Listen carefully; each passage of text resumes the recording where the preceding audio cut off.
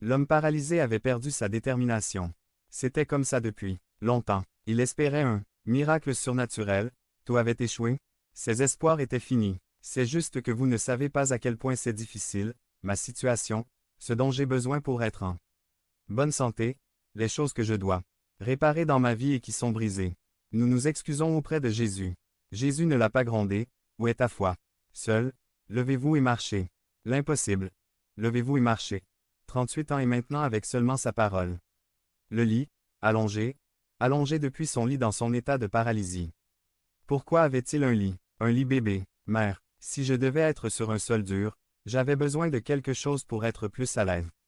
Ce qui vous met à l'aise dans votre état de paralysie. Comme dans ma situation. Je veux guérir mais, en attendant je vais bien. Je veux guérir, mais en attendant, je vais continuer à regretter ma situation. Mon lit est ce sur quoi je m'allonge, ou je me sens à l'aise dans mon péché, à l'aise et en même temps m'éloignant de Dieu. Je veux guérir, mais mon état de paralysie me réconforte.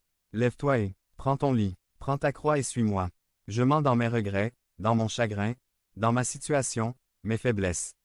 Voulez-vous être en bonne santé? Bien sûr que oui, mais vous ne connaissez pas ma situation, combien j'ai essayé. Vous êtes toujours dans votre lit, trop confortable. Jésus ne l'a pas mis dans l'eau, il ne l'a pas relevé.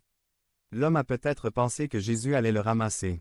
Lorsque O s'est agité et l'a mis dedans. Devenez membre de la chaîne et AIDEZNOUS a propagé la parole de Dieu dans le monde entier. Samedi 16 mars 2024. Parlez à Dieu en 5 minutes. Description de la vidéo. Jésus ne nous guérit pas comme nous le pensons. Nous pensons que Dieu doit le faire d'une certaine manière, mais Dieu a une manière différente de nous guérir. Nous voulons qu'il nous mette simplement dans les temps et reste en bonne santé et rien de plus. Jésus lui confie une tâche, lui dit de se lever, de marcher, de soulever son lit. Ne soyez pas habitués à être emmené et amené. Votre promenade ne peut pas dépendre de celui qui vous amène ou de celui qui vous porte. Il faut prendre la décision de marcher avec Dieu. Notre salut ne dépend pas des autres, il dépend de moi. Bien que l'Église soit le soutien spirituel dont nous avons besoin pour continuer sur le chemin, la décision de le faire m'appartient. Les jeunes viennent parce qu'ils sont amenés jusqu'à ce qu'ils apprennent à venir seuls. Les enfants viennent parce que leurs parents les amènent, mais ils dépendent des adultes. Mais qu'en est-il d'un adulte?